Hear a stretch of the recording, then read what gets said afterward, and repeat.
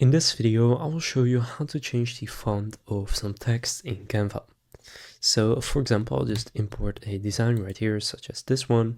And now to change the font of any piece of text in any design, what you need to do is first just click on that text. For example, I have this text right here, and then this sort of toolbar will pop up.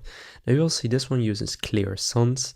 Now if you want to change it, just click on whatever font it is right now, and then in the left you can choose any font that Canva offers.